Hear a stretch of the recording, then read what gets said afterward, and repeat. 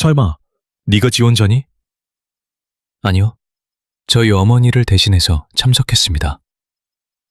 한강의 잔잔한 물결과 서울의 찬란한 불빛이 한눈에 들어오는 중견 출판사 해오름 미디어의 면접관들은 두 눈을 의심했습니다. 단정한 어른이 서 있어야 할 문지방 너머로 겨우 9살 난 꼬마가 기색 하나 변하지 않고 당당히 발을 들였거든요.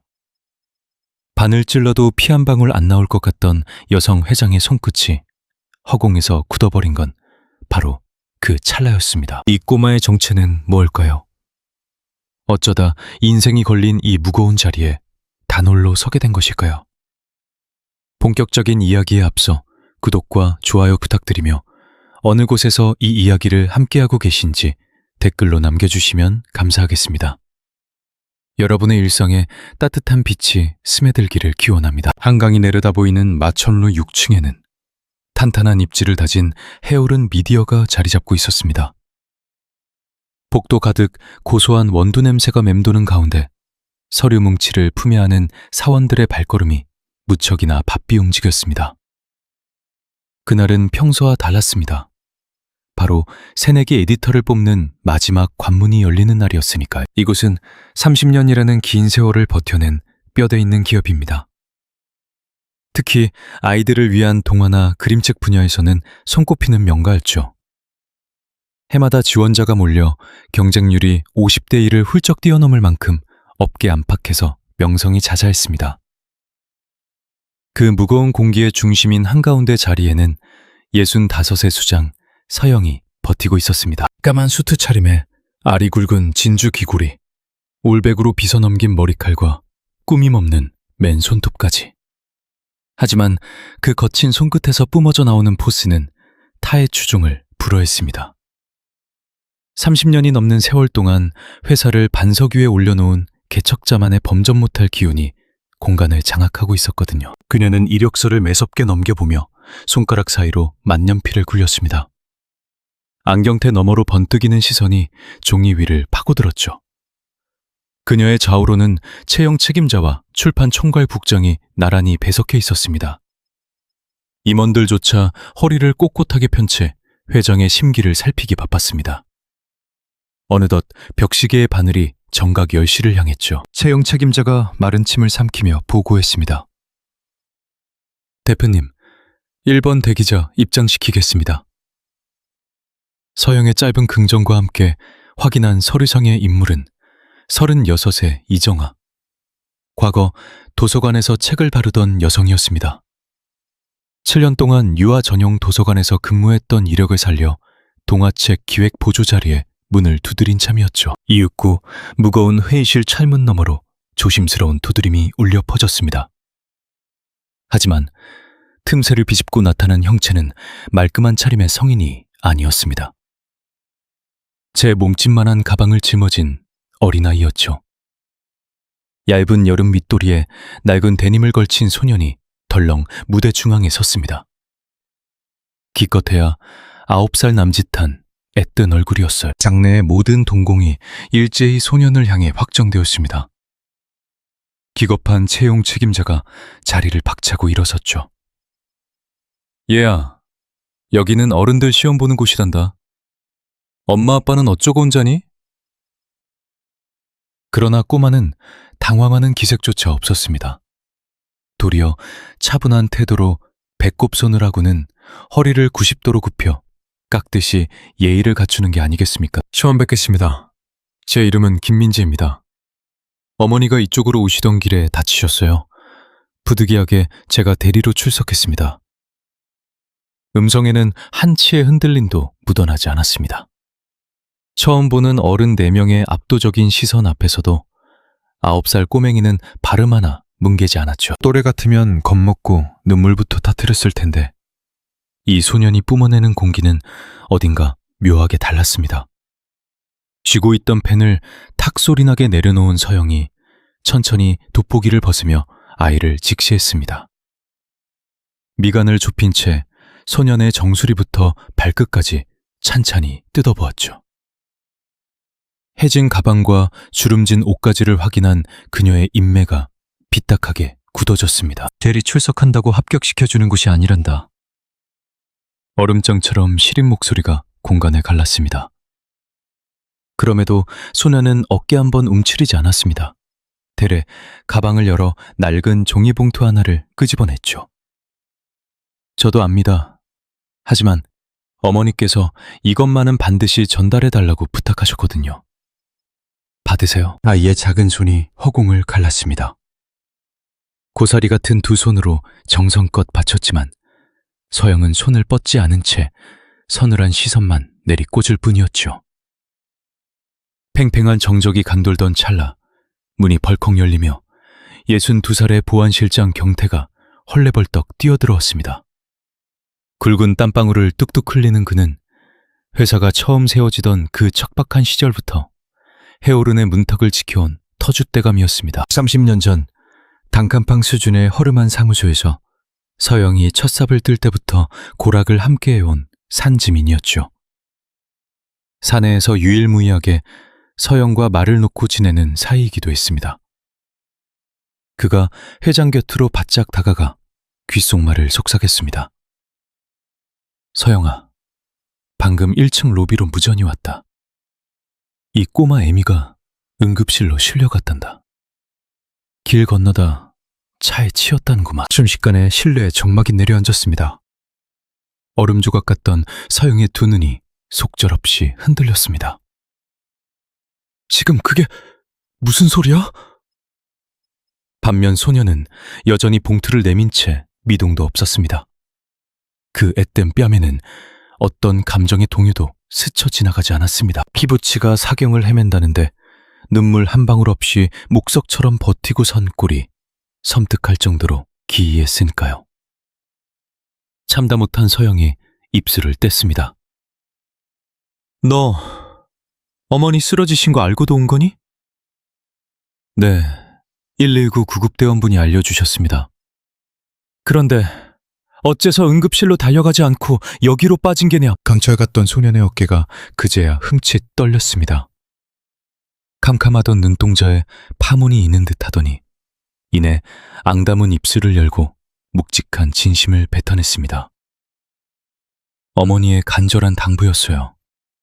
다른 어떤 곳보다 여길 먼저 찾아서 이걸 건네야 한댔어요.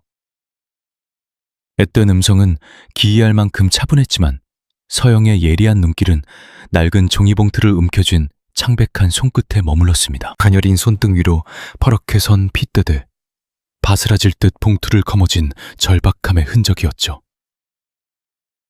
턱끝까지 차오른 지독한 공포와 낯선 두려움을 온몸으로 억누르는 중이었습니다.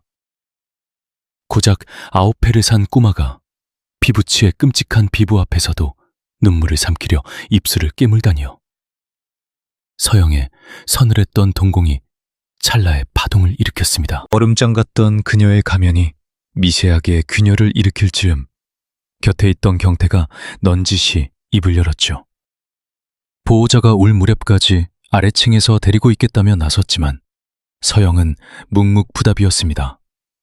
그녀의 시선은 오롯이 꼬마에게 꽂혀 있었고 아이 역시 지지 않고 그녀를 응시하며 묘한 정적이 흘렀죠. 바로 그 찰나, 굳게 닫혀있던 서영의 마음 한편이 원인 모를 중력에 이끌려 덜컥 주저앉았습니다. 가슴속 맥박이 순간적으로 박동을 멈춘 듯한 기시감이었어요. 꼬마의 처연한 눈빛이 지독하게도 익숙했기 때문입니다. 칠흑같이 아득한 동공, 미묘하게 치켜올라간 서글픈 눈매까지요.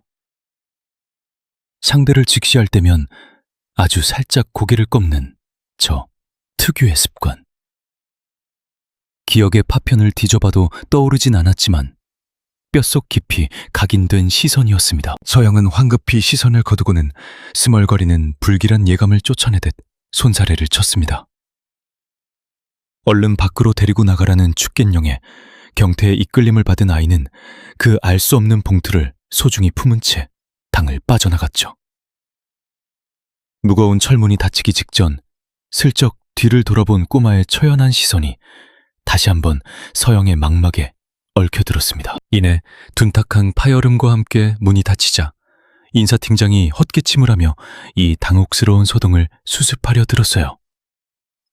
남은 일정을 묻는 질문에 서영은 곧바로 대기자를 부르라며 늘 그랬듯 냉랭하게 지시를 내렸습니다. 그럼에도 이력서를 넘기는 그녀의 파리한 손끝은 주체할 수 없이 떨리고 있었죠.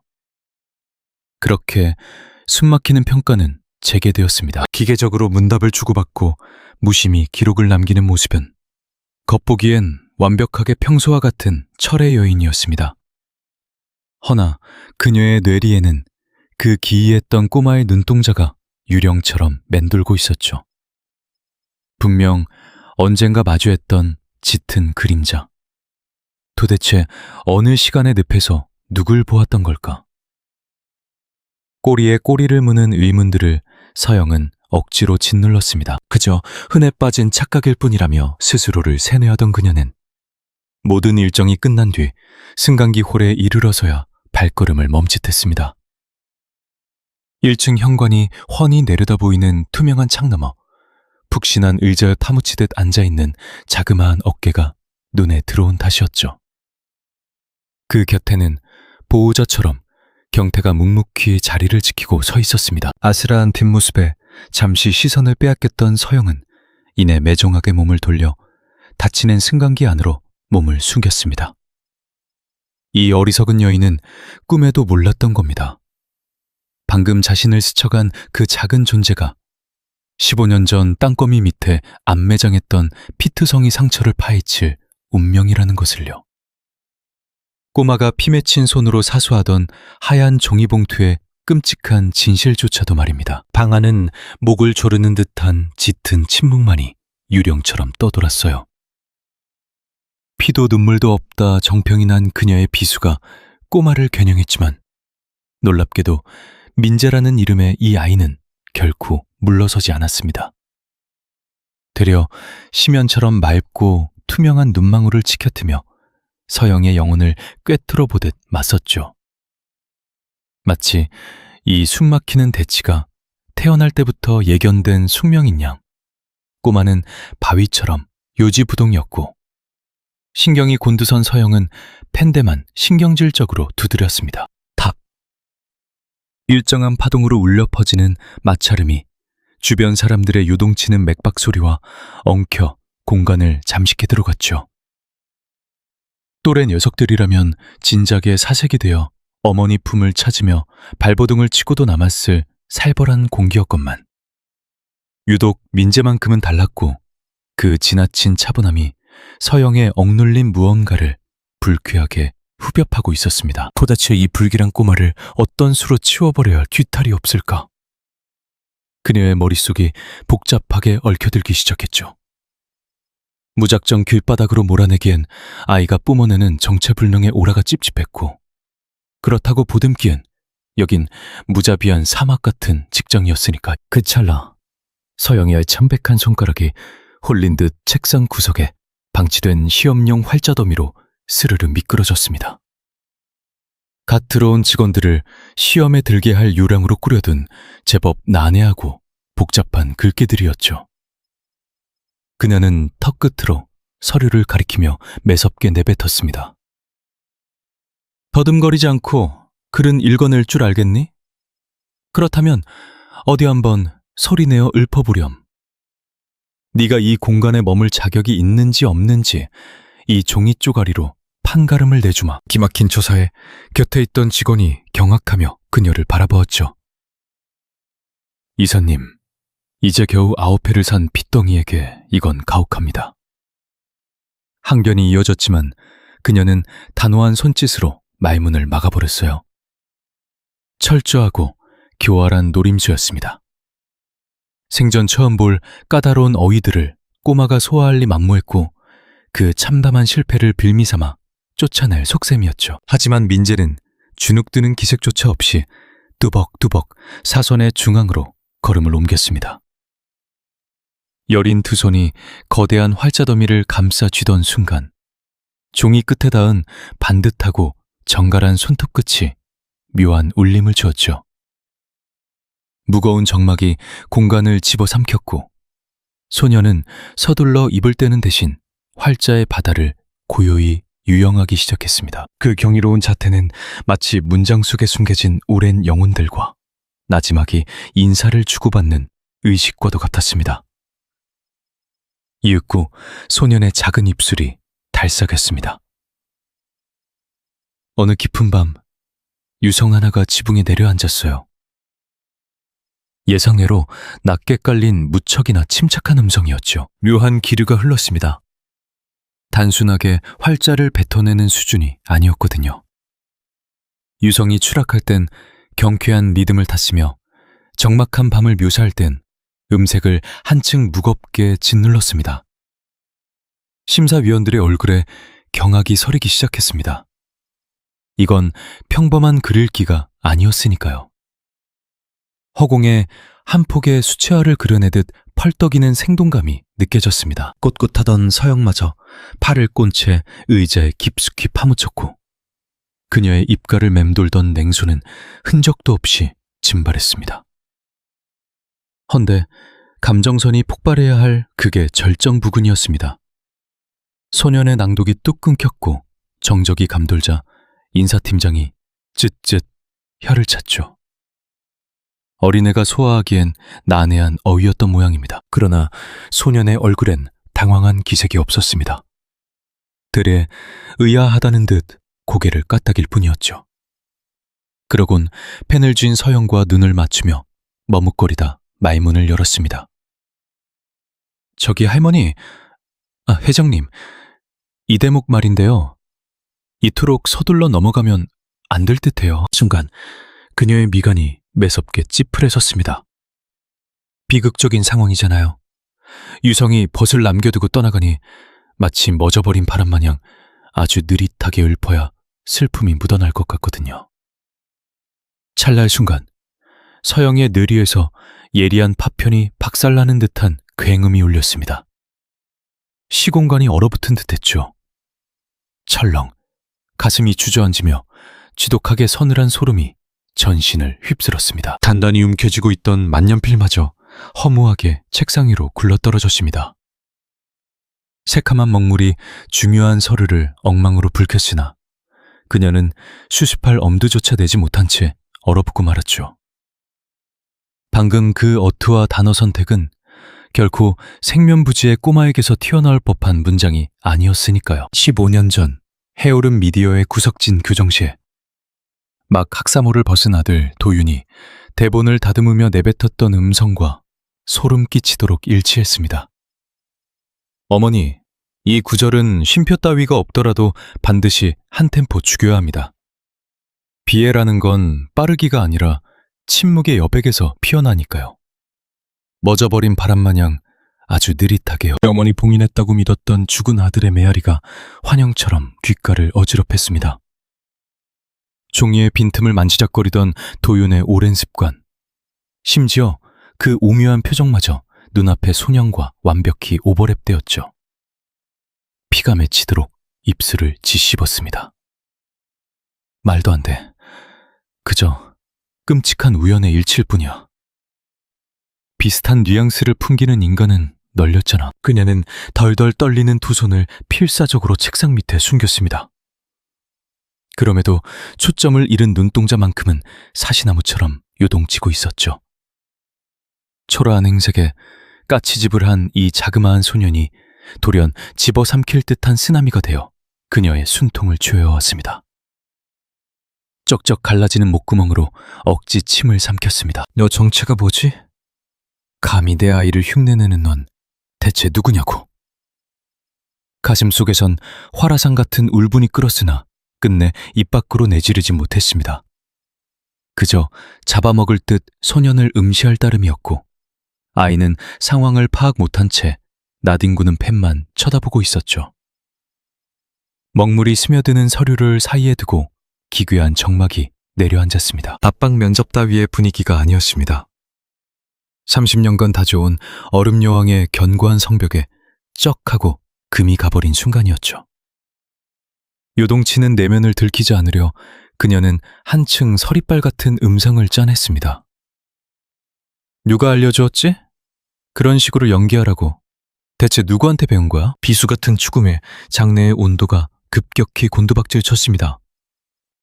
허나 그녀의 살벌한 눈빛 이면엔 분노를 넘어선 원초적 공포와 기묘한 갈망이 뒤엉켜 일렁했습니다. 소년의 다음 한마디가 남은 여생을 송두리째 파괴할지 모른다는 지독히도 시린 직감과 함께 말입니다. 실내의 공기는 흠뻑 젖은 손뭉치 마냥 숨막히게 짓눌러 왔습니다. 오직 거칠게 헐떡이는 그녀의 숨결만이 아슬아슬한 정적을 베어내고 있었죠. 그때 소년이 불쑥 내민 누르스름한 우편 봉투로 그 낡아빠진 종이 쪼가리엔 지독한 세월의 흔적이 덕지덕지 묻어 있었습니다. 그녀는 화상을 입은 듯 흠칫 몸을 물렸지만 시선만큼은 그곳에 질긴 거미줄처럼 들러붙어 버렸습니다. 당장 시야를 차단하고 이 공간을 탈출하고픈 충동이 일었지만 온몸이 마비된 듯 움직이지 않았죠. 귀퉁이에 바래진 채 박혀있는 붉은색 엠블럼. 그건 그녀의 찬란했던 청춘이자 처절했던 지난날의 살아있는 진표였으니까요. 30년 전 퀴퀴한 골방에서 뜬 눈으로 밤을 지새며 손수 빚어냈던 해오름의 초창기 마크였습니다. 폐기창고를 샅샅이 뒤져도 자취를 감췄을 그 유물이 어찌하여 고작 9살 난 아이의 품에서 튀어나온 걸까요? 받으세요. 우리 아빠가 이건 목숨처럼 간직해야 한댔어요. 세상에서 제일 귀한 보물이라고 하셨거든요. 아이의 음성이 예고도 없이 서영의 심장을 후벼 팠습니다. 가장 소중한 것이라는 그 낱말이 얼음장 같던 그녀의 얼굴을 기어이 무너뜨리고 말았죠. 연을 끊고 장적했던 자식이 제 어미의 직장이 박힌 서리를 애지중지 품고 살았다니. 이 기막힌 모순 앞에서 그녀는 아득한 현기증을 느꼈습니다. 꼬마는 얼어붙은 그녀의 기색을 살피며 조심스레 발걸음을 옮겼습니다. 우리 아빠가 당부했거든요. 훗날 엄마마저 곁을 지키지 못하게 되면 무조건 이곳을 찾아가라고요. 해오름이라는 간판을 찾으면 이 물건의 주인을 반드시 만날 수 있을 거라 했어요. 이 가여운 어린 양은 제 눈앞의 노파가 누구인지 꿈에도 몰랐죠. 그저 부친이 유언처럼 남긴 당부의 대상을 찾아 헤맬 따름이었습니다. 무언가에 씌인 사람 마냥 그녀의 팔이 허공을 갈랐습니다.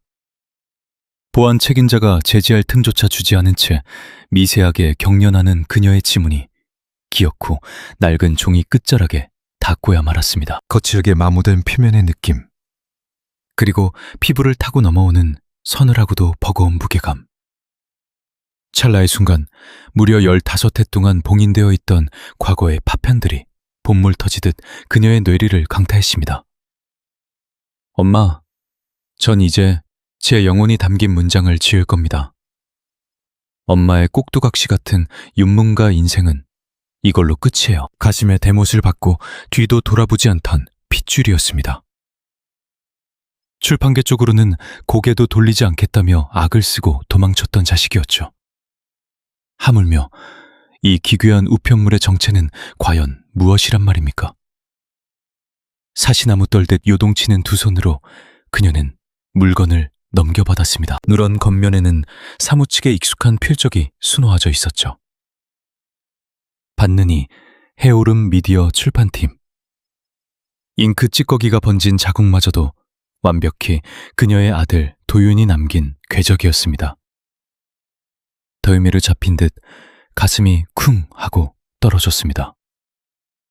힘주어 새긴 획마다 지독한 주저함과 처절한 염원이 고스란히 배어 있었으니까요. 결국 제 발로 투고를 했던 것일까요?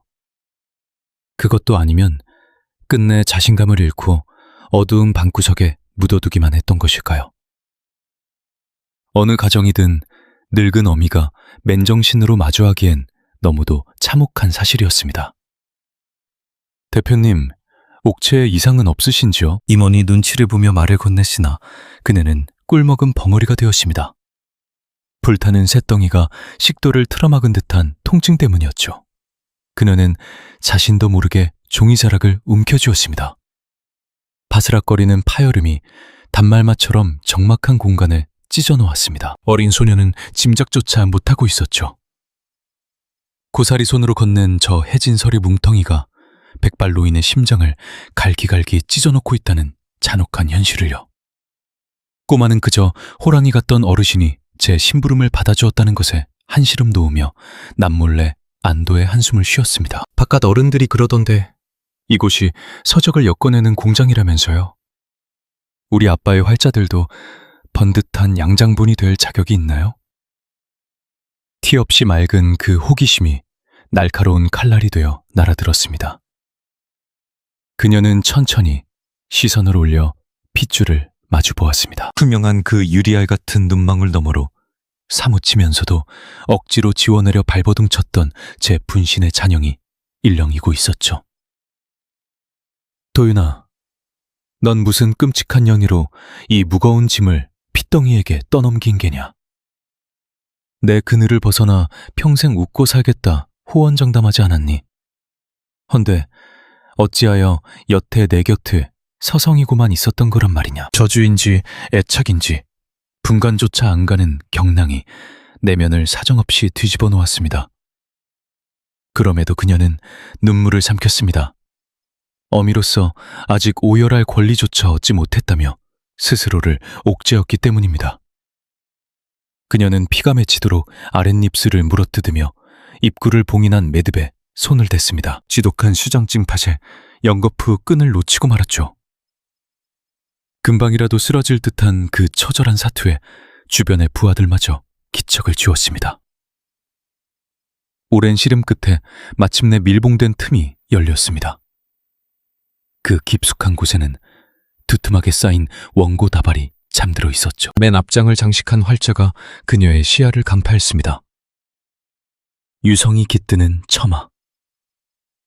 그 10글자를 확인하는 찰나 늙은 노모의 동공이 지진이라도 난 듯 요동쳤습니다. 그건 과거 청년 시절 아들이 내밀었다가 그녀의 독설에 갈기갈기 찢겨나갔던 비운의 작품이었기 때문입니다. 엄마는 제 철학을 영원히 공감 못해요. 이건 사람을 살리는 옹기라고요. 상처받은 이들을 보듬을 수 있다고요. 당실 핏대를 세우던 자식의 절구가 유령처럼 귓가를 맴돌았습니다. 폐부 깊은 곳에서부터 전기에 강전된 듯한 통각이 번져나갔습니다. 씻을 수 없는 업보였습니다. 형언하기 힘든 거대한 참회와 회한이 해무처럼 피어올라 그녀의 온몸을 올감했습니다. 제 눈앞의 손자는 애비가 피를 토하는 심정으로 이 문장들을 엮었다는 사실을 까마득히 모르는 눈치였죠. 오직 부친의 유산을 배달하겠다는 일념 하나로 찾아온 이 조그만 생명체 앞에서 그녀는 태어나 처음으로 한없이 비루한 존재가 된 듯했습니다. 모서리에 까맣게 찌든 얼룩들이 죽은 자식의 마지막 옹기인 듯하여 그녀는 차마 그 종이 조각을 바닥에 내려놓지 못했습니다. 도저히 속지를 넘길 배짱이 생기지 않아 그저 넋이 나간 사람처럼 표지의 글귀만 잡아먹을 듯 응시할 따름이었죠. 질식할 듯한 정적이 이어지자 소년이 모기만한 음성으로 입을 뗐습니다. 혹여나 자신이 어르신의 심기를 거스르는 큰 잘못을 저지른 건 아닌지 질에 겁을 먹은 기색이 역력했습니다. 할머니, 이제 노여움 거두신 건가요? 저를 바깥으로 내쫓진 않으실 거죠? 그토록 티 없이 맑은 애원이 기어이 늙은 여왕의 철옹성 같던 자만심을 산산조각 내버리고 있었습니다. 험원하던 집무실, 미세하게 경련하는 손가락이 낡은 종이뭉치의 맨 앞장을 조심스레 들춰냈다. 15년이라는 까마득한 세월을 단숨에 역행하는 위험한 금기를 건드린 기분이었다. 바스라. 삭막한 공기를 찢는 그 건조한 파여름과 함께 시작 구절이 그녀의 시야로 무자비하게 파고들었다. 온몸이 불덩이인 어린 별을 안아줄 수 있는 품은 세상 어디에도 존재하지 않았어요. 순간 폐부로 드나들던 산소가 뚝 끊겼다. 이건 흔해 빠진 아이들용 이야기가 아니었다. 여백마다 치밀하게 계산된 호흡, 허투루 낭비하지 않은 어미들, 기어이 타인의 신벽을 허물고 마는 지독한 다정함. 이 우주에서 오직 단 한 명. 그녀의 뼛속까지 각인된 바로 그 혈육의 지문 같은 글이었다. 피붙이 도윤의 흔적. 현실을 부정하려는 듯 그녀는 미친 듯이 뒷점들을 파헤치기 시작했다. 애써 허점을 찾아 이 지독한 환상을 깨부수려 발버둥쳤지만 활자를 탐독할수록 바닥 없는 나락으로 추락할 뿐이었다. 종이 틈새마다 잃어버린 아이의 오랜 버릇들이 화석처럼 선명하게 남아있었기 때문이다. 맺은 말 직전 꾸민 말을 고뇌한 기색 인물의 슬픔을 굳은 날씨에 빗대어 숨기는 작법까지 영락없는 그 아이 자체였다. 말라붙은 줄 알았던 그녀의 망막 주변으로 뜨거운 핏기가 확 물려들었다. 종이 위에 검은 잉크들이 환청이 되어 귓가를 때렸다. 엄마, 저 아직 그대로예요. 하고 당신이 끔찍하게 경멸하던 그 가난한 금정란을 멈추지 않았다고. 조롱하는 듯해 강한 현기증이 일었다. 초점이 흐려지며 시야가 기괴하게 요동쳤다. 있을 수 없는 일이다. 내 자식은 이미 내 삶에서 도려낸 지 오래인데 혈류는 이미 끊어졌다. 대체 무슨 속셈으로 다시 나타난 건가? 그녀는 질린 사람처럼 머리를 흐트렸다.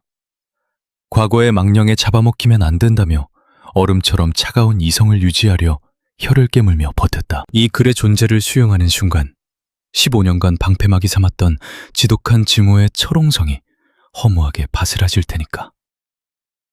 그것은 벼랑 끝에서 그녀를 지탱해준 유일한 동아줄이었다. 서영은 신경질적으로 서류 뭉치를 내동댕이 쳤다. 이내 피도 눈물도 없는 야차 같은 표정으로 맞은편의 어린 사내 아이를 직시했다. 속내를 감추려 얼굴 근육을 더욱 무질게 비틀었다. 네 어미가 지어낸 조무래기 장난이냐? 얼음장 같은 힐문이 떨어졌다. 애끓는 동요를 짓밟고 뱉어낸 서늘한 추궁에 꼬마는 겁을 집어먹은 채 커다란 눈망울만 끔벅거렸다. 아니요, 저희 아빠 작품이에요. 엄마가 지구상에서 가장 아름다운 이야기라고 칭찬하셨거든요. 오늘 평가 자리를 빌려 대표님께 반드시 전해드리라고 신신당부하셨어요. 내 어미가? 참다 못한 헛웃음이 뒤틀린 입꼬리를 타고 올랐다. 길바닥에서 끔찍한 사고를 당했다던 그 여자 말이군. 망자의 그림자라도 훔쳐서 값싼 얄팍한 동정이라도 구걸해보라 시키던. 대표님, 그건 선을 넘으신 겁니다. 묵묵히 배석해 있던 경태가 이 모진 광경을 견디지 못하고 다급히 제동을 걸었다. 그러나 그녀의 살기 어린 눈빛 한 번에 제지당했다. 광기 어린 타깃은 다시 나약한 아이를 향했다. 밑바닥부터 끓어오르는 공포를 위장하려 차마 입에 담지 못할 독설들을 아이에게 난자했다. 이딴 건 누군가의 껍데기만 훔친 천박한 위조품이야. 이런 허접한 흉내를 내는 삼류들은 길거리에 차고 넘치지. 불결한 병균이라도 닿은 양 신경질적으로 종이를 밀쳐내며 보란듯이 손가락을 툭툭 털어냈다. 거짓말 마세요. 우리 아빠가 뜬 눈으로 밤을 새우며 다듬은 거예요. 매일 밤 제 귓가에 들려주신 진짜라고요. 서러움에 바친 어린 목소리가 비명을 질렀다. 아버지의 피땀이 모욕당하는 것을 참을 수 없었던 것이다. 철저히 청각을 차단했다. 저 날것의 진실이 고막을 뚫는 순간 억지로 기어붙인 그녀의 세상이 붕괴될 테니. 입 다물어.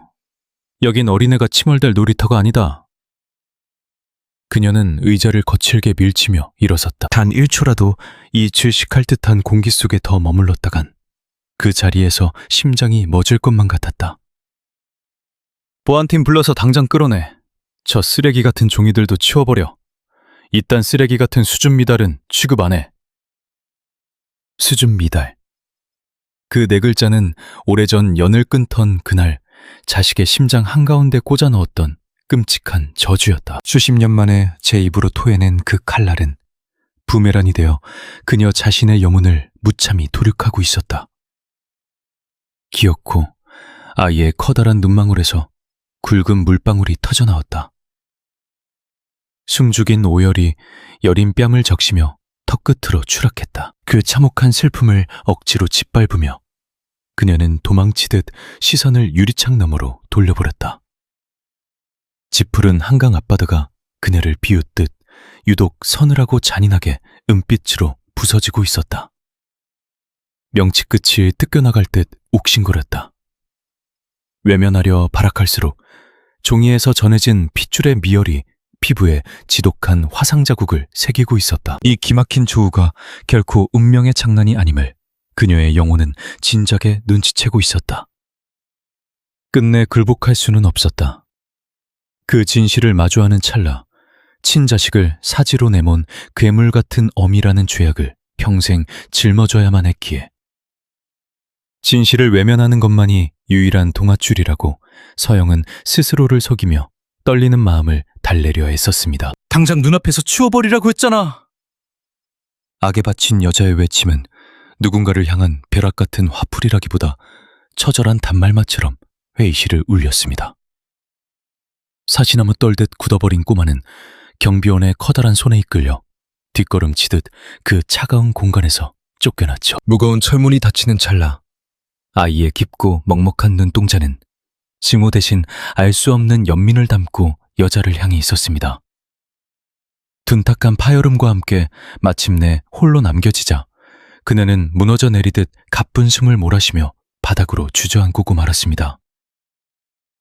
텅 빈 방 안, 초점 잃은 여자의 두 눈은 책상 한편에 덩그러니 놓인 낡은 서류봉투의 매듭을 향해 멈춰 섰습니다. 채 가져가지 못한 그 얄팍한 실오라기가 절대 끊어낼 수 없는 운명의 굴레처럼 그녀의 비겁함을 조롱하는 듯 했거든요. 12시가 훌쩍 넘어선 시각, 방송국 1층 로비는 끼니를 해결하려 쏟아져 나온 사람들로 정신없이 붐비고 있었습니다. 통 유리창 너머로 부서지는 따스한 정오의 볕, 간 내린 쌉싸름한 원두내음, 그리고 왁자지껄한 사람들의 웃음소리가 한데 엉켜 지극히 평범하고 부산스러운 오후의 일상을 그리고 있었죠. 그 시끌벅적한 인파 속에서 유독 이질적인 존재, 덩치 큰 야자수 화분 뒤 날띠 낡은 의자에 한 소년이 몸을 둥글게 말고 있었습니다. 조금 전 차가운 방에서 매몰차게 내쳐졌던 바로 그 꼬마였습니다. 마음 약한 수희 아저씨가 길 잃은 어린 양을 차마 내쫓지 못하고 인적이 드문 사각지대에 몰래 숨겨둔 셈이었습니다. 아저씨가 쥐어준 빵과 우유는 차갑게 식어가는데 아이는 제 무릎 위에 바래진 책 한 권만을 조용히 펼쳐들었습니다. 여자가 찢어 발기듯 거부했던 아버지의 글덩어리 대신 품속에 부적처럼 품고 다니던 달고 다른 그림책이었죠. 조그만 입술이 달싹이며 문장을 읊조리기 시작했습니다. 누구의 시선을 끌거나 자랑하려는 게 결코 아니었습니다. 그건 상처 입고 너덜거리는 스스로의 영혼을 다독이려는 아이만의 처절하고도 간절한 주문이었습니다. 까마득한 옛날, 매서운 바람도 쉬어가는 높은 언덕에 철저히 혼자 남겨진 덩치 큰 요괴가 살았단다. 첫 눈을 뗐을 때만 해도 구두굽 소리에 쓰러질 듯 위태롭고 가녀린 숨결에 불과했습니다. 하지만 곧 기묘한 마법이 시작됐습니다. 쟁걸음으로 스쳐가던 누군가가 멈칫하며 의아한 듯 주위를 두리번거렸거든요. 대체 이 맑은 소리는 어디서 나는 걸까? 홀린 듯 향한 화분 뒤편에선 덩치가 커서 슬픈 괴물의 이야기가 흘러나오고 있었습니다. 매일 밤 까만 하늘에 별빛만 벗삼았다던 그 구절을 읽는 소년의 음성에는 사람을 끄는 기이한 자력이 깃들어 있었죠. 유리구슬처럼 투명하면서도 묘하게 가슴 한구석의 흉터를 어루만지는 묵직하고 애틋한 파동이었습니다. 어지러운 세상의 소음 사이로 영롱한 풍경 소리가 번지듯 아이가 빚어내는 이야기는 정차 공간의 소란을 마법처럼 삼켜버렸습니다. 버튼을 누르고 시계만 쳐다보던 사람들도 액정에 코를 박고 걷던 이들조차 약속이나 한 듯 얼어붙어 그 작은 목소리의 진원지를 멍하니 응시했습니다. 일상의 백색 소음이 거짓말처럼 증발하고 기계 돌아가는 소리만 메아리 칠 정도로 건물 전체에 신비로운 정적이 내려앉았죠. 그 숨막히는 고요의 한가운데 9살 소내는 세상이 제게로 기울어진 줄도 모른 채 활자의 바다를 유영하고 있었습니다. 죽어있던 먹물 자국에 붉은 피를 돌게 하듯 한 문장 한 문장을 지독히도 소중하게 어루만지며 소리내고 있었죠. 외톨이가 오열하자 하늘도 덩달아 굵은 빗방울을 쏟아냈어요. 세상이 함께 흘려주는 슬픈 눈물이었죠. 그 대목에서 미세하게 떨린 꼬마의 호흡에 누군가는 소리 없이 뺨을 훔쳤고 갈 길 바쁘던 사내들조차 발이 묶인 채 넋을 잃었습니다. 텍스트만으로 대중의 영혼을 올가매는 절대적인 마력. 단어 몇 개로 주변의 온도를 뒤바꿔버리는 경이로운 지배력. 결단코 배워서 얻을 수 있는 얄팍한 기교가 아니었습니다. 뼛속 깊이 각인된 운명처럼 대물림된 어느 핏줄의 짙은 흔적이었죠. 그 숨막히는 기적의 순간에 잊힌 복도 기둥에 몸을 숨긴 채 숨죽여 내려다보는 이가 있었습니다. 핏기 하나 없는 밀랍인형처럼 굳어버린 여자 서영이었습니다. 식사조차 잊은 그녀의 시선은 아래로 단단히 꽂혀 있었죠. 그렇게 모질게 내동댕이 쳤건만 험한 세상에 어린 것이 다치진 않을까.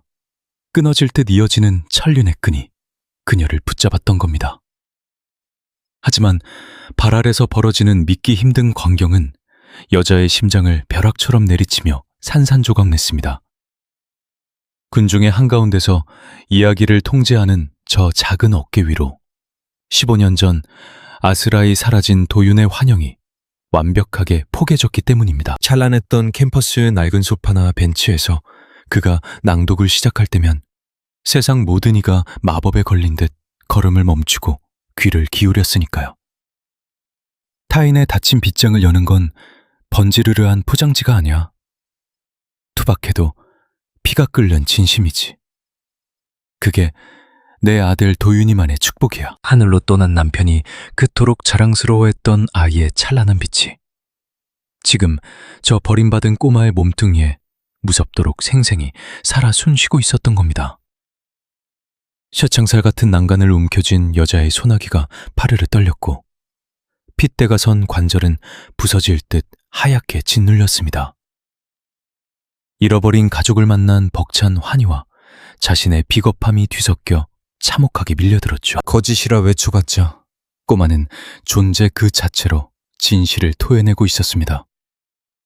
부정할 수 없는 김도윤의 분신이자 이 가문이 결코 외면해선 안 될 단 하나의 진짜 핏줄이라는 사실을 말입니다. 얘야, 그 뒤엔 무슨 일이 일어났어? 정적이 흐르자 호기심을 억누르지 못한 누군가가 불쑥 말을 건넸습니다. 곳곳에서 킥킥대는 소리가 번졌으나 조롱과는 거리가 먼 아주 다정한 관심이었죠. 아이가 빤히 주위를 들러보자 수십 개의 시선이 온기를 가득 품은 채 그 작은 얼굴로 쏟아졌습니다. 위층에서 겪었던 그 서늘한 냉대와는 딴판이었습니다. 녀석은 배시시 미소를 지으며 이내 다음 장을 넘겼죠. 그 입꼬리가 옛날 제 아들이 짓던 표정과 소름 끼치게 겹쳐 보여 노인은 하마터면 비명을 지를 뻔했습니다. 지금이라도 달려가 품에 꽉 안은 채 내가 네 할미라며 지난날을 사죄하고 그 작은 어깨를 쓰다듬고만 싶었죠. 그럼에도 그녀의 두 다리는 무거운 족쇄라도 찬 것처럼 그 자리에 굳어버렸습니다. 홀린 듯 다가간다면 결국 본인의 실패를 자백하는 꼴이 될 테니까요. 제 혈육을 벼랑 끝으로 몬 옛 결정이 오답이었음을 말입니다.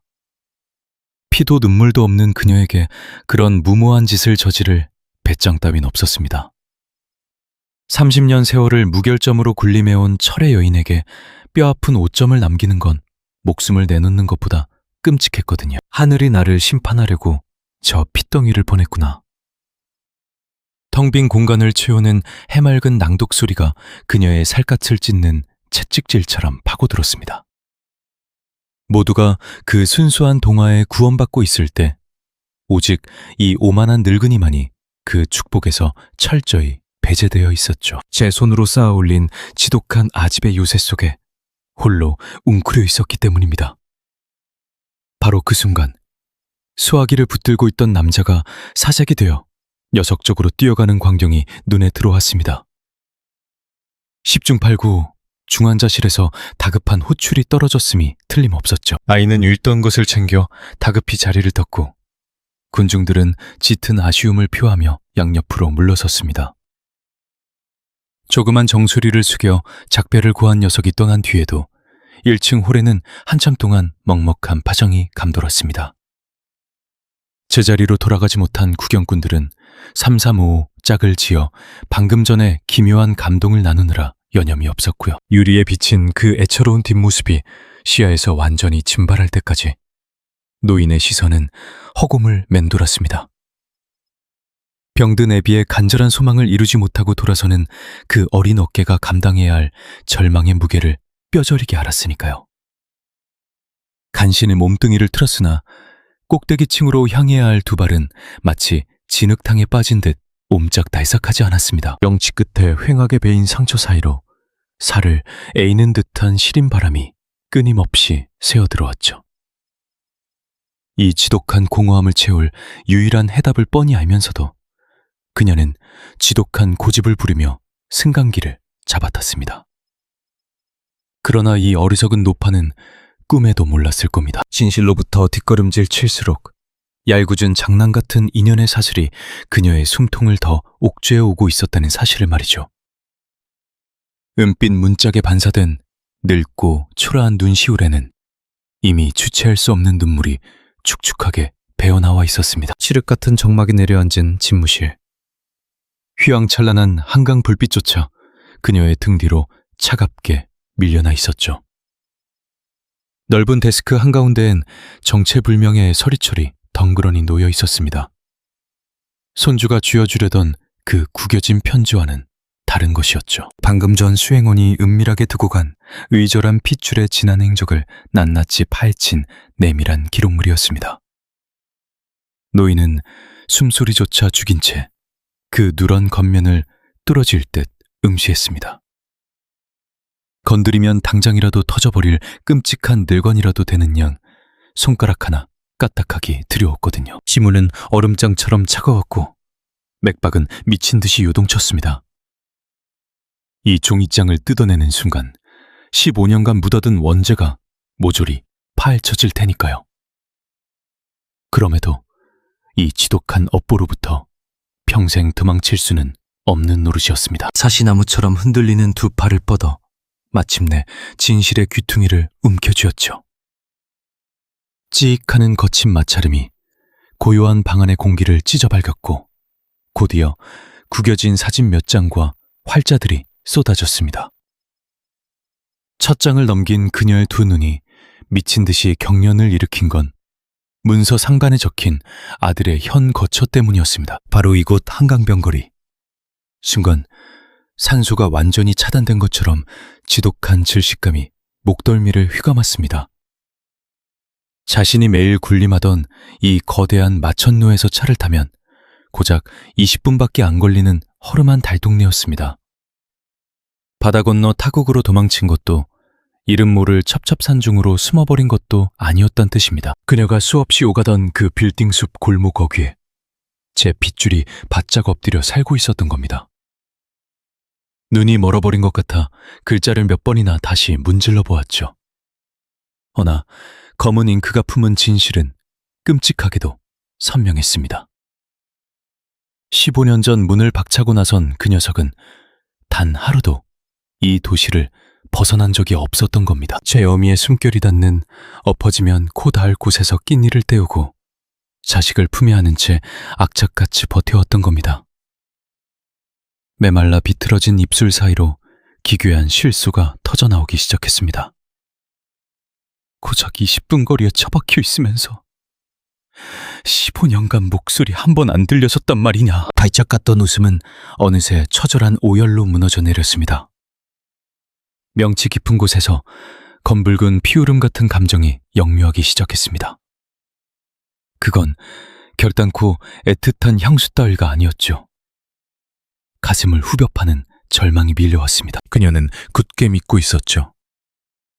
핏줄이 타양에서 밥벌이에 치이느라 도저히 소식을 전할 틈이 없었을 거란 애처로운 착각 말입니다.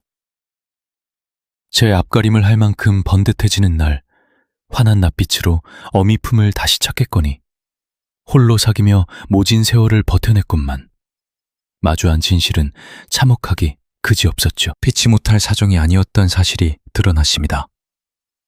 그저 철저히 외면했을 뿐.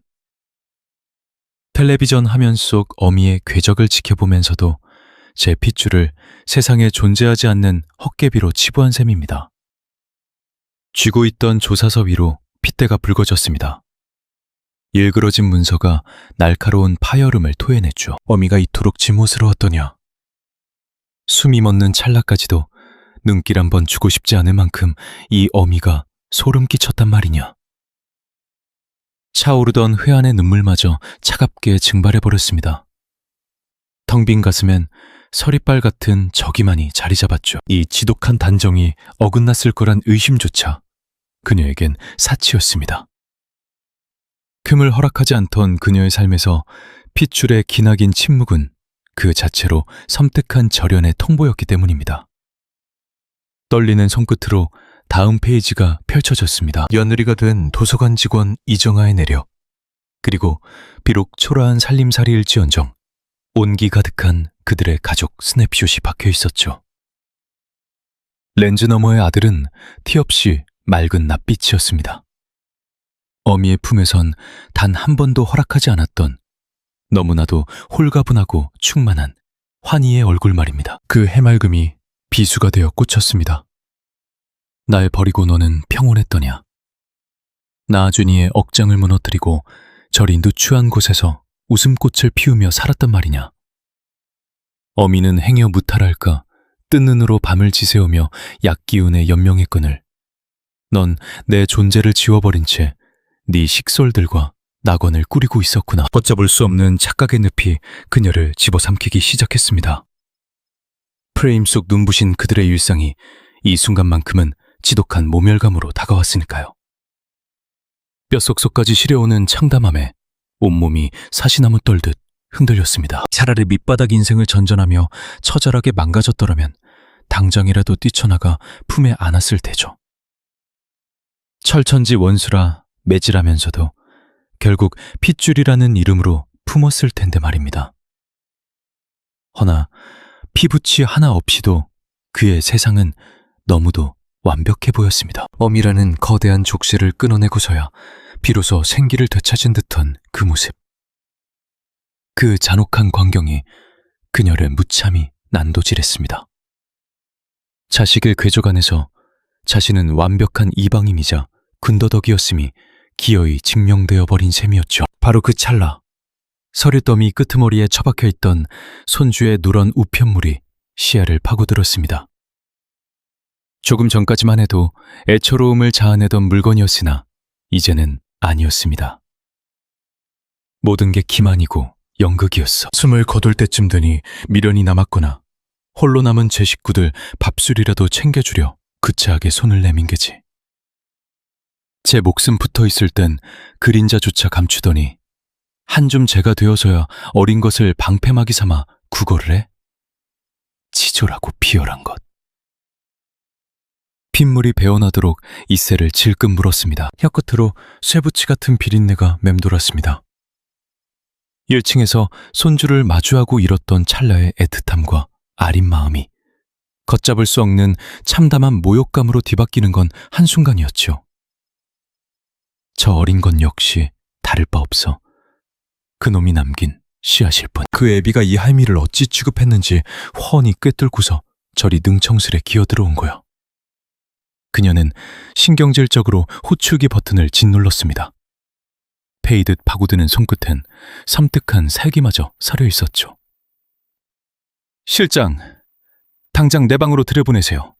지금 당장! 헐레벌떡 뛰어온 측근의 낯빛은 하얗게 칠려 있었습니다. 그녀는 쥐고 있던 종이다발을 책상 위로 매섭게 패대기 쳤습니다. 이내 칼날처럼 서늘한 호령이 떨어졌습니다. 지금 이 시간부로 1층 데스크랑 경호 부서에 똑똑히 전해 오늘 찾아왔던 꼬마 김민재라 했던가. 그 아이를 비롯해 이쪽 식구들은 단 한 명도 건물 안에 발들이지 못하게 해. 사색이 된 비서가 믿을 수 없다는 듯 동공을 흔들었습니다. 회장님 하오나 아직 핏덩이인데다 남기고 간 기록물은 어찌할지. 폐기해. 그따위 종이 쪼가리 당장 쓰레기통에 쳐넣으란 말이야. 이성을 잃은 고함이 터져나왔습니다. 핏발선 두 눈에 도끼가 서렸죠. 메시아의 얼쩡거리는 꼴 두 번 다시 안 봐.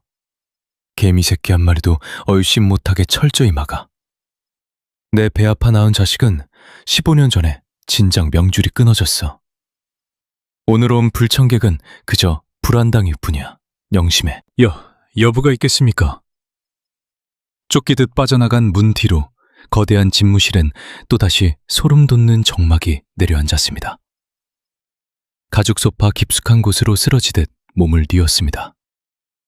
손가락 하나 까딱할 기력조차 짐발해버렸죠. 허나 명치 끝을 맴도는 들불은 사그라지긴커녕 맹렬한 기세로 번지며 남은 이성마저 잿더미로 만들고 있었습니다. 유리창 너머 반짝이는 도심의 불빛들이 왈칵 쏟아진 눈물방울 속으로 기괴하게 일그러졌습니다. 파르르 떨리는 두 손이 젖은 얼굴을 파고들었습니다. 모진 놈, 지독하게 악랄한 새끼. 어찌 변명 한 자락 남기지 않고 이리 훌쩍 떠나버렸니? 주인을 잃은 처절한 통곡만이 광활한 방안을 유령처럼 맴돌고 있었죠. 가려진 진짜 사연은 아직 봉투 속에 잠들어 있건만 지독한 배신감에 눈이 먼 그녀는 남은 구원의 동아줄마저 제 손으로 무참히 끊어내고 말았습니다. 짙은 어둠 속 이제 그녀의 곁에 남은 것이라곤 영영 끊어져 버린 핏줄을 향한 지독한 증오. 그 칼끝이 향한 곳은 안타깝게도 핏덩이 같은 손자 민재였습니다. 동이 트면 세상에서 가장 날카로운 빗으로 그 작은 가슴을 난도질하리라. 굳게 다짐했죠. 제 영혼이 갈기갈기 찢긴 고통을, 그 죄값을 기어이 그 애에게 뼈저리게 갚아주려 했던 겁니다. 이튿날 아침 해오른 미디어 사옥의 춤은 마치 숨소리조차 얼어붙을 듯 기괴한 정막이 감돌았습니다. 삼엄하게 물어선 경호원들의 살기에 눌려 사람들은 도망치듯 건물로 숨어들었죠. 그녀가 내린 엄명이었습니다. 그 꼬마와 엮인 자라면 털끝 하나 들이지 말라는 섬뜩할 정도로 내목한 지시가 내려진 탓입니다. 창백한 얼굴을 화장으로 덮고 상복 같은 흑색 수트를 차려입은 그녀는 모니터 너머를 기웃거리고 있었죠. 모진 각오 정도가 아니었습니다. 아예 가슴속 온기를 도려내기로 작정한 사람 같았으니까. 15해 동안 어미를 기만한 핏줄의 찌꺼기마저 말끔히 수고하겠다는 서글픈 광기였달까요. 시계바늘이 10시를 간 넘긴 찰나 차가운 화면 한 구석에 자그마한 실루엣이 어른거렸습니다. 전날의 남루한 차림 그대로 색바랜 가방을 맨 민재가 기어코 모습을 드러낸 겁니다. 고사리 손에 무언가를 감춘 채 입구를 서성대던 꼬마는 거구의 사내들에게 가로막히고 말았죠. 애타게 입술을 달싹이며 사정해 보았지만 매몰찬 손길은 녀석을 밖으로 거칠게 내동댕이 쳤습니다.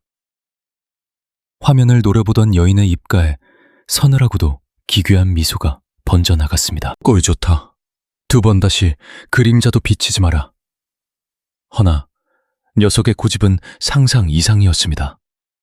내쳐지면 들러붙고 또 쫓겨나면 다가서며 투명한 장벽 너머만 하염없이 바라보았죠. 주인을 잃고 헤매는 버려진 짐승 마냥 녀석은 그 자리에 망부석처럼 들러붙어 있었습니다. 지독하게 미련을 떠는 저 핏줄의 습성마저 제 아비를 빼다 박은 듯했습니다. 결국 참지 못하고 의자를 박차고 일어섰죠. 렌즈 너머로 구경만 하기엔 갈증이 났거든요. 코앞에서 저 헛된 기대를 무참히 짓밟아줘야만 제 속에 들끓는 지옥이 잠잠해질 것 같았습니다. 핏덩이에게 쏟아내는 비겁한 저주라는 걸 뻔히 알면서도 폭주하는 이성을 통제할 길이 없었죠. 1층에 여인이 행차하자 바다가 갈라지듯 인파가 숨을 죽였고 파멸을 알리는 굽소리만 텅 빈 공간을 갈랐습니다. 육중한 문턱에 선 그녀가 턱 끝으로 차갑게 신호를 보냈죠. 가르막던 장벽이 치워지고 시선이 얽히는 찰나 얼어있던 꼬마의 낯빛에 화색이 돌았습니다. 할머니라 부르지도 못한 채 해맑게 달려드는 녀석을 향해 그녀는 내목하게 손을 뻗어 제동을 걸었습니다. 멈춰! 입술을 뚫고 나온 음성은 한겨울의 서리빨보다 지독하게 시렸습니다. 단 한 보도 내딛지 마라. 여긴 네 놈이 함부로 밟을 땅이 아니니. 그 기세의 꼬마는 숨을 삼키며 굳어버렸죠. 파니로 찰랑이던 눈망울이 이내 공포로 일그러졌습니다. 제가 어제 글뭉치를 흘리고 가서요. 우리 아빠가 목숨처럼 아끼는... 시끄럽다. 악다구니가 터지자 주변의 모든 숨소리가 일제히 얼어붙어 텄습니다. 타인의 시선 따위 안중에도 없었죠. 대체 누가 네 아비고 뭐가 대단하다는 거냐? 그딴 휴지 조각들은 진작에 불태워 없앴어. 네 아비란 작자, 내 인생에선 구더기만도 못한 존재다. 뇌리에서 도려낸 지 오래인 생판남이라고. 켜켜이 묵혀둔 지무의 파편들이 난사하듯 쏟아졌습니다. 전날 마주했던 그 충격적인 서류 다발의 잔상이 여인의 이성을 끝끝내 갉아먹고 있었거든요. 고작 20분 거리에 숨어 지내면서도 제 어미를 지우고 자기들끼리만 시덕거리며 살아온 배은망덕한 핏줄. 그 뒤틀린 원망의 칼부림을 아무 죄 없는 핏덩이에게 난도질하고 있던 겁니다. 아이의 킁한 눈에 마침내 이슬이 맺혔죠. 활시위를 떠난 폭언의 무게를 온전히 이해하지 못했어도 뼛속까지 스며드는 살해만큼은 동물적으로 감지한 겁니다.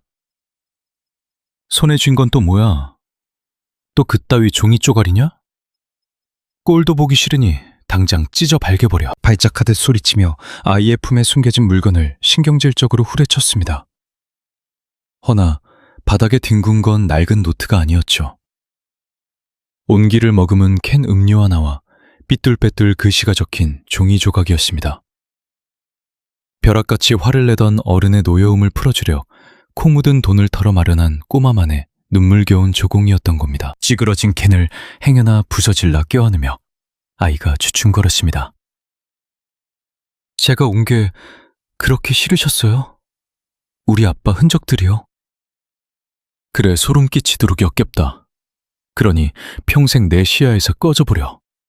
네 놈이고 그 잘난아비고 모조리 저주스러우니까. 모진 말을 토해내고 나면 체증이 가실 줄 알았습니다. 썩은 뿌리를 뽑아낸 듯 통쾌해야 마땅했죠. 하나 착각이었습니다. 여린 숨통을 조일수록 제 심장이 천갈래로 찢기는 형벌을 받고 있었으니까요. 허나 이미 바닥에 쏟아진 핏물 주워 담을 길 없이 비극의 수레바퀴는 멈추지 않고 굴러가 버렸습니다. 흔들리는 모습을 보인다면 그건 진짜 버려진 어미임을 시인하는 꼴이었죠. 바로 그 찰나였습니다. 굵은 눈망울에서 쉴 새 없이 뺨을 적시던 아이가 떨리는 음성으로 입을 떼더군요. 분노나 탓하는 투가 전혀 아니었어요. 세상에서 가장 납득하기 어렵다는 표정으로 건넨 티 없이 맑은 질문이었죠. 저기 할머니, 우리 아빠가요, 할머니 엄청 사랑한댔는데 하루도 빠짐없이 그리워했단 말이에요. 그런데 할머니는 어째서 아빠를 그렇게 싫어하시는 거예요? 그녀는 차갑게 코방귀를 꼈습니다. 허튼 소리 집어치워. 그토록 애틋했다면 한 번쯤은 찾아왔을 테고 사랑했다면 전화 한 통쯤은 남겼을 테니. 허나 뒤이어 흘러나온 꼬마의 한마디에 그녀의 싸늘한 조선은 그대로 굳어버렸습니다. 누군가를 깊이 아끼면 일부러 도망치기도 하는 건가요? 무슨 헛소리야. 그녀의 시선이 크게 요동쳤죠. 아버지가 그러셨거든요. 감당하기 벅찰 만큼 소중한 사람은 그저 아득한 곳에서 바라만 봐야 할 순간도 있는 법이라고. 섣불리 다가섰다가 오히려 상처만 남길까 두려워 차마 곁에 가지 못하는 거라고 말이에요. 아이는 연신 코를 흐적거리며 애절한 진심을 토해냈습니다. 우리 아빠는 하루도 거르지 않고 이 높은 빌딩이 한눈에 들어오는 한강변을 찾아갔어요. 그곳에 우두커니 서서 아득히 높은 침을 올려다보며 늘 혼잣말을 하셨죠. 저 높은 곳에 나의 어머니가 계신다며 세상 누구보다 훌륭하고 눈부신 분이라고요. 어린 핏줄이 쏟아내는 활자들이 커다란 쇳더미로 변해 그녀의 정수리를 무참히 내리치는 듯 했습니다. 사랑하기에 떠났고 행여나 짐이 될까 두려워 아스라이 먼 발치에서 숨죽여 지켜보았다니. 그녀의 모진 인생길에서는 단 한순간도 떠올려 본 적 없는 지독한 역설이었죠. 그녀의 사전의 애정이란 오직 소나귀에 쥐는 것이며 끝없는 구속이자 무조건 곁에 올가매는 것이었거든요. 정작 자식인 그에게 사랑의 의미는 깊은 헤아림, 기약 없는 인내, 그리고 아픈 먹먹함이었던 모양입니다. 노모의 메마른 입술이 잘게 경련을 일으켰습니다. 당장이라도 말대꾸를 하고 싶었죠. 그딴 건 옹졸한 자기 합리화일 뿐이라며 악을 쓰고 싶었으나 꽉 막힌 식도에선 아무 소리도 새어나오지 않았어요. 작은 두 손에 꼭 쥐어진 차가운 음료 깡통이 자신의 그 알량하고 추악한 분노를 한껏 조롱하는 듯해 차마 입을 뗄 수가 없었던 겁니다. 앞으로는 다신 얼씬거리지 않을게요. 할머니가 싫어하시니까요. 정말 잘못했습니다. 꼬마가 깊게 고개를 숙이며 작별을 고했죠. 90도로 푹 숙여진 그 가냘픈 뒷모습이 사무치게 가엾고 위태로워 보여 그녀는 순간 멎어버린 호흡을 주체할 길이 없었습니다. 소녀는 출입문 앞 차가운 타일 위로 가져온 음료수를 애지중지 다루듯 가만히 얹어두었죠. 그러고는 몸을 돌려 전속력으로 내달렸습니다. 한 번의 망설임도 없이 멀어져가는 아이의 실루엣이 새할 만한 점으로 바스러질 때까지 그녀는 마치 화석이라도 된 양 그곳에 우두커니 굳어 있었습니다. 1층에 상주하던 안내원들이나 경비원들조차 일순간 공기가 얼어붙은 듯 쥐죽은 듯 고요를 지켰죠. 숨막히는 정막 한가운데 덩그러니 남은 것은 덩그러니 놓인 깡통 음료 하나, 그리고 온 세상을 통째로 빼앗긴 듯 허망한 노파에 넉나간 얼굴뿐이었습니다. 깊이 연모하면 이렇게 떠나버려도 되는 건가요?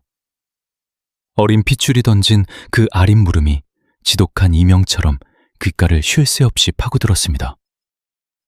그 순진무구한 물음표 하나가 장장 15년간 그녀가 겹겹이 축조해온 지독한 원망과 불신의 철옹성에 회복 불능의 금을 쩍쩍 내고 있었거든요. 갑자기 시야가 핑 도는 아득한 현기증에 그녀의 몸이 휘청거렸습니다.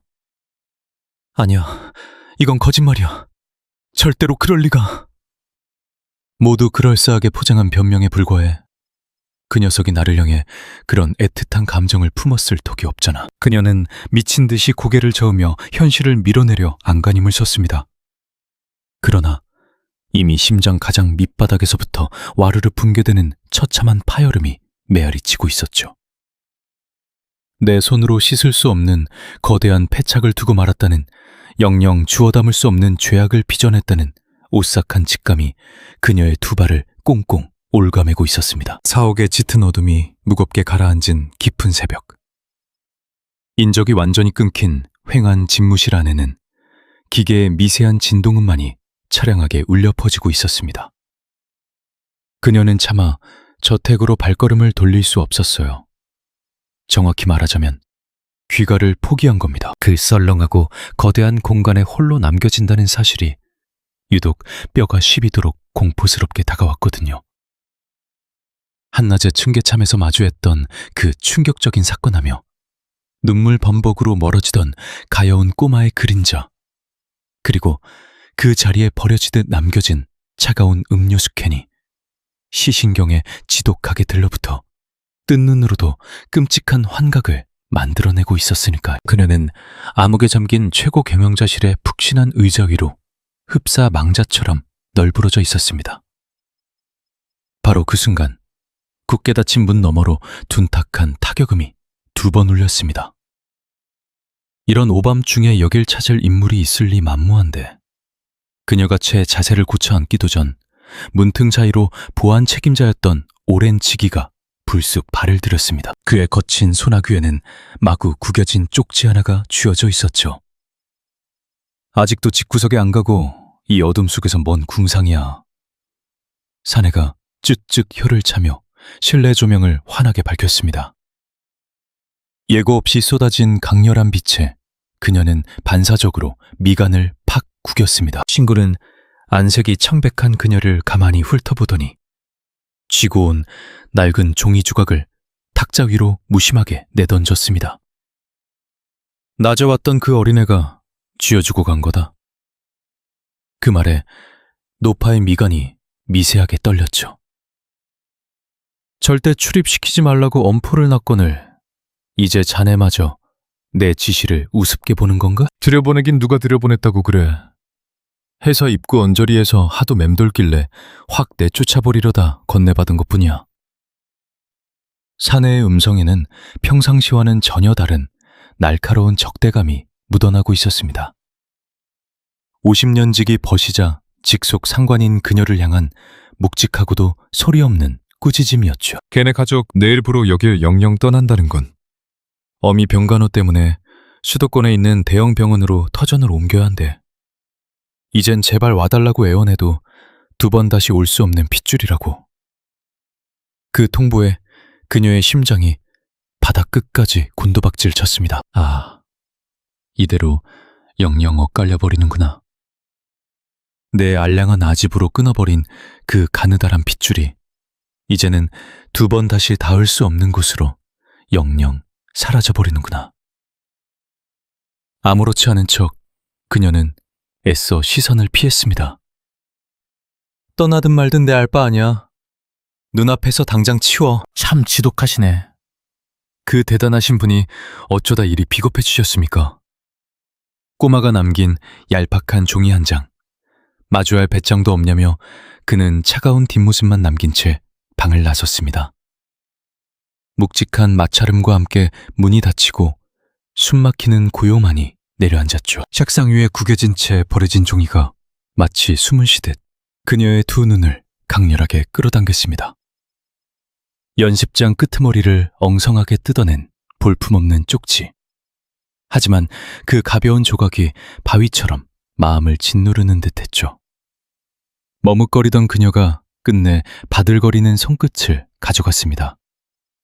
영원한 이별일지도 모른다는 예감이 가슴을 파고들었습니다. 꼬깃꼬깃한 면을 펴자 벅벅 문질러 지우고 덧쓴 삐뚤빼뚤한 자국들이 선명하게 드러났습니다. 힘주어 쓰다 부러진 흑연 자국 툭툭 떨어져 얼룩진 물기까지 꼬마의 온기가 고스란히 배어 있었죠. 첫머리의 단어를 마주한 순간 참아왔던 눈시울이 속절없이 붉어지고 말았습니다. 할머니 안녕하십니까? 저 민재입니다. 낮에는 정말 잘못했습니다. 실증 내시는 줄도 모르고 자꾸 들러붙어 성가시게 해드렸네요. 우리 아빠가요.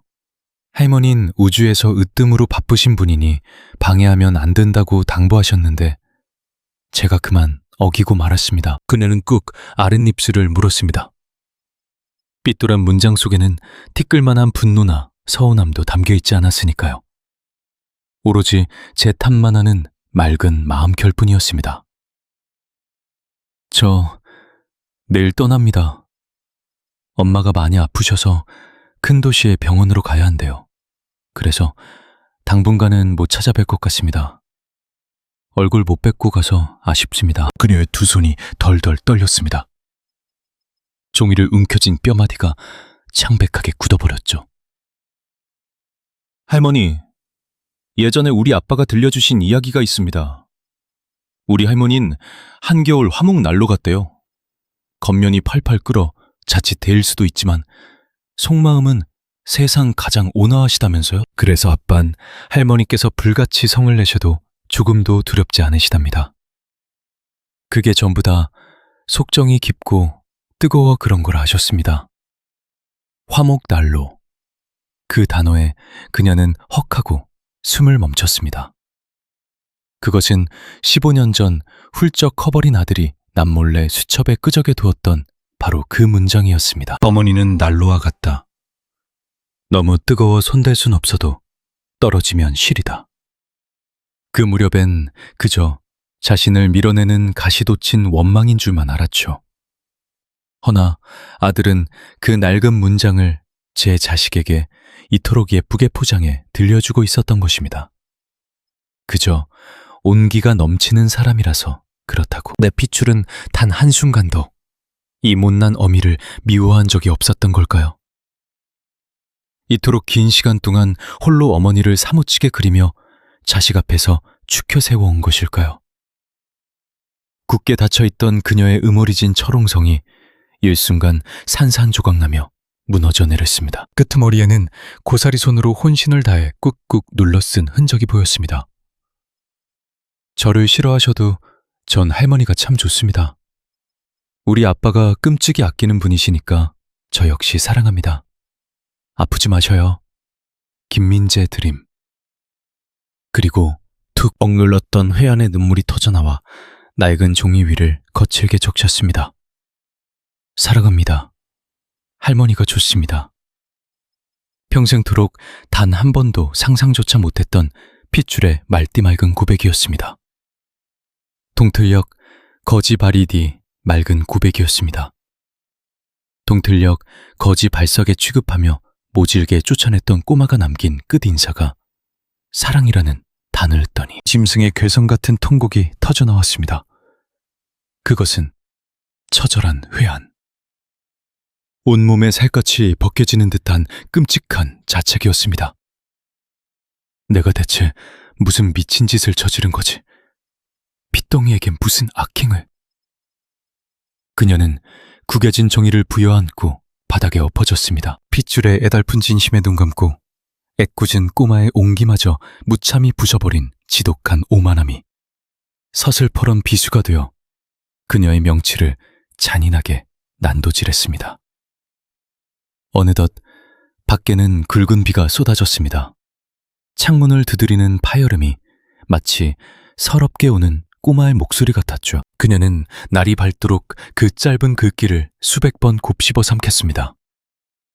글귀마다 시선을 받고 얼룩진 흔적을 떨리는 손가락으로 매만지며 어둠을 지새웠죠. 허나 아무리 통곡한들 엎질러진 물이었습니다. 아침 해가 뜨면 그 애는 훌쩍 떠나버립니다. 두 번 다시 손뻗을 수 없는 머나먼 곳으로 모질게 내쳐진 만큼 도망가겠죠. 잠들지 못하는 어둠 속에서 그녀는 생전 처음 하늘을 향해 빌었습니다. 제발 단 한 번의 용서를 이대로 영영 어긋나지 않게 해달라고 말입니다. 하지만 적막한 집무실엔 찢어지는 곡성만이 허무하게 맴돌았습니다.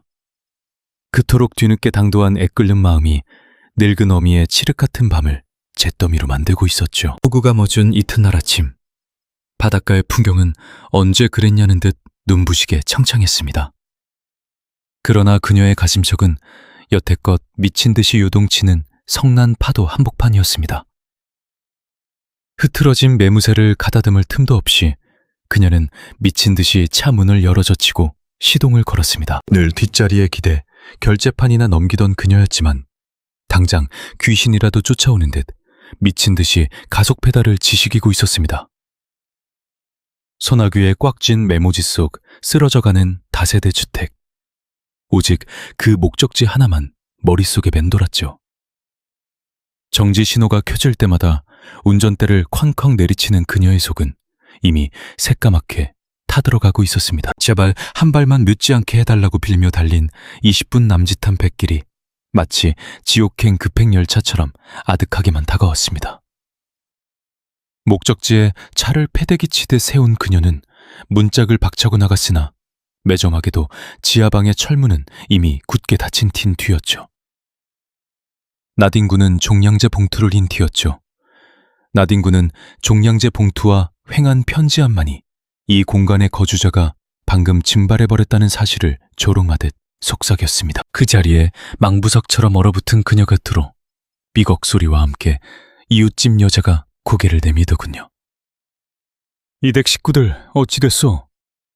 묻자 큰 병원 간다며 방금 아이와 함께 기차 타러 떠났다는 무심한 대답이 날아들었죠. 위신지 묻는 말은 귓전에도 들리지 않은 채 그녀는 홀린 사람처럼 다시 운전석으로 몸을 구겨넣고 역을 향해 내달렸습니다. 가슴팍이 산산조각 날 듯한 고통 속에서도 15년 전 큰 자식이 제 발로 집을 나설 때조차 이토록 피가 마르진 않았다는 생각이 스쳤습니다. 그 시절엔 오만한 아집에 눈이 멀어 어디 한번 밖에서 굴러보라며 매몰차게 등허리를 돌렸던 어미였으니까요. 그러나 작금의 심정은 전혀 달랐습니다. 이 기회마저 연기처럼 날려버린다면 저승 문턱에서도 핏줄을 마주할 자격이 영영 사라질 테니까요. 뼛속까지 갉아먹는 참외의 구럼텅이에서 이제는 단 한 발짝이라도 벗어나야만 했습니다. 기차역 승강장 앞은 떠나고 도착하는 무수한 인파로 거대한 아수라장을 방불케 했죠. 명품 구두굽이 박살나는 줄도 모른 채 짐승처럼 사람들을 밀치며 목에서 피맛이 나도록 손주의 이름을 미친 듯이 부르짖었습니다. 수백 개의 시선이 미친 여자 보듯 꽂혔어도 평생을 지켜온 회장님의 고상한 품위 따위는 이미 안중에도 없었습니다. 바로 그 찰나 움직이는 계단 앞을 메운 파도 같은 군중 너머로 눈에 익은 해진 보찜 하나가 시야를 파고들었죠. 병든 어미의 휠체어를 낑낑대며 밀고 가는 가냘픈 등짝, 틀림없는 그 핏덩이였습니다. 절규에 가까운 부름에 뒤를 돌아본 꼬마는 눈앞의 광경을 도무지 믿을 수 없다는 듯 두 눈만 커다랗게 끔벅거렸습니다. 환영이라도 본 것 같은 얼굴로 아이는 넋이 나간 채 핏줄의 얼굴을 멍하니 쳐다볼 뿐이었죠. 그녀는 단심에 아이 앞까지 거친 숨을 몰아쉬며 엎어질 듯 달려갔고 그 자리에서 무릎이 꺾여 바닥에 나동그라질 뻔했습니다. 바퀴 달린 의자에서 기절할 듯 놀라 올려다보는 파리한 낯빛의 여인. 바로 그 모진 세월을 견뎌낸 며느리였죠. 사시나무 떨듯 겁에 질려 말을 더듬는 그녀의 마른 두 손을 늙은 시어미는 앞뒤 잴 것 없이 와락 움켜쥐었습니다. 제발 이대로 떠나지 말라고, 큰 병원이고 뭐고 단 한 발짝도 나를 벗어나지 말라고 애원했죠.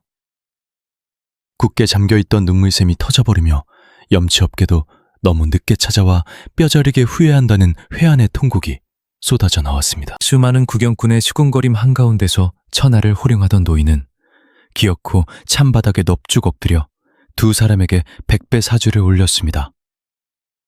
사색이 된 며느리가 황급히 그녀를 부축해 세우려 안간힘을 썼지만 노인은 요지부동 바닥에 머리를 조아렸습니다. 핏덩이들 피눈물 흘리게 만든 이 끔찍하고도 악독한 늙은이를 부디 한 번만 거두어달라며 비통하게 울부짖었죠.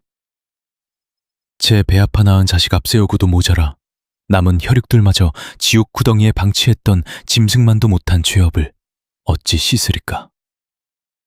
떠난 지아비의 이름 적자에 며느리의 뺨에도 굵은 눈물이 번졌습니다. 죽는 날까지 남편이 사무치게 불렀던 그 어미가 제 발 아래 엎드려 있었으니까요. 눈물 범벅이 된 고개를 겨우 쳐들어 노인은 핏줄의 얼굴을 마주했습니다. 두려움과 연민이 뒤섞인 그 맑은 눈동자를 향해 그녀는 사시나무처럼 떨리는 두 팔을 뻗어 부서져라 품에 가두었습니다. 천벌을 받을 이 할미가 죽을 죄를 지었다며 금쪽 같은 내 핏더미를 부둥켜 안고 짐승처럼 울부짖었죠. 그 조그만 품에서 배어나오는 혈육의 온도가 십수년간 비마처럼 얼어붙어 있던 노인의 가슴팍을 봄눈 녹듯 허물어뜨렸습니다. 이젠 우리 식구 안 버리실 거냐며 아직도 노여움이 남으셨네는 아이의 물음이 비수처럼 꽂혔습니다. 제 아비 얼굴을 빼닮은 너를 어찌 버리겠냐며 사무치도록 그리워했던 속마음을 토해내는 내내 가슴이 미어질 듯했죠. 덜덜 떨리는 거친 손길로 아이의 뺨을 연신 쓸어내리며 그녀는 끄끄 목 놓아 울었습니다. 네가 건네주었던 싸구려 통조림 커피 평생 맛본 것 중 가장 달콤한 생명수였다며 노인이 속삭이자 아이의 눈이 반짝였습니다. 그리고 품속 깊은 곳에서 죽은 아비가 남긴 필생의 글귀 다발을 봄을 다루듯 조심스레 꺼내어 보여주었죠. 구김살 하나 갈까 비단천으로 겹겹이 동여맨 그 기록들을 번듯한 출판물로 엮어내자며 약속했습니다. 온 천하가 내 아비의 글을 칭송하게 만들겠다는 다짐에 마침내 아이의 얼굴에도 햇살 같은 환희가 번졌습니다. 구태여 타향으로 떠돌지 않아도 이 땅 최고의 명의들을 줄세워 내 어미를 기필코 살려내겠노라 맹세했죠. 그러니 죽어도 내 울타리 안에서 벗어나지 말라며 며느리의 파리한 손가락에 다시금 힘줘 깍지를 꼈습니다. 끔찍했던 가시밭길은 이제 끝이니 그저 내 곁에 머물며 못난 자식이 생전 무얼 즐겨 먹고 어찌 살아냈는지 그 흔적이 남아 밤새 속삭여달라고 애원했습니다. 맺힌 하늘 풀어내듯 굵은 빗방울 같은 눈물을 쏟아내며 며느리는 마침내 깊은 긍정의 떨림을 보여주었습니다. 어머님, 그 사람이 얼마나 애타게 찾았는지 몰라요. 안단다. 그 바보 같은 진심을 이렇게 늦게 알아챈 못난 어미를 용서하려. 인파로 붐비는 서울역 대합실 정중앙. 엉엉 울며 끌어안은 세 사람 곁으로 푸근한 열차 출발음이 잔잔하게 번졌습니다. 그 소리는 누군가 떠나보내는 작별 인사가 아니었어요. 상처 입은 이들이 비로소 진짜 식구가 되었음을 알리는 따스한 축하 인사였죠. 계절이 두어 번 바뀌고 해오른 미디어 본관 1층 입구 전체를 뒤덮을 만큼 커다란 플래카드가 걸렸습니다. 고 김도윤 작가의 마지막 동화, 별똥별이 머무는 지붕 발간 행사장 무대에는 생기를 되찾은 며느리 정화와 꼬마 신사로 변신한 손주 민재가 자리했죠. 그들의 든든한 버팀목이 되어 서영 씨가 조용히 단상 앞 마이크를 쥐었습니다. 예전에 그 찔러도 피 한 방울 안 나올 듯한 매서운 얼굴은 온데간데 없었어요. 그저 눈에 넣어도 아프지 않을 손주를 바라보는 다정하고 푸근한 여느 할머니의 미소뿐이었죠. 눈에 넣어도 아프지 않을 내 새끼는 비록 먼저 눈을 감았지만 그 아이가 남겨둔 벅찬 사랑은 이렇게 제품에 고스란히 안겨있네요. 서영은 눈시울을 붉힌 채 가만히 민재의 머리를 쓰다듬으며 미소 지었습니다. 아이 역시 할머니를 향해 배시시 웃음을 터뜨렸고 그 찬란한 찰나 속에 죽은 아들의 숨결이 고스란히 녹아 있었죠. 그녀는 마침내 정답을 찾았습니다. 진정한 가족이란 한 발짝 물러서서 바라보는 게 아니라 살을 맞대고 서로의 온기를 나누는 일이라는 사실을요. 먼저 떠난 자식이 남기고 어린 핏줄이 확인시켜준 이 묵직한 진심을 그녀는 눈 감는 날까지 영혼 깊숙이 품고 살아갈 테죠. 꽁꽁 얼어붙은 빈판 같았던 그녀의 척박한 마음에 드디어 녹지 않는 영원한 봄바람이 불어오기 시작한 겁니다. 오늘 여러분께 전해드린 이 기막힌 운명과 가족의 사연 어떻게 들으셨나요? 메마른 일상에 작은 위로와 감동의 온기가 전해졌기를 바라봅니다.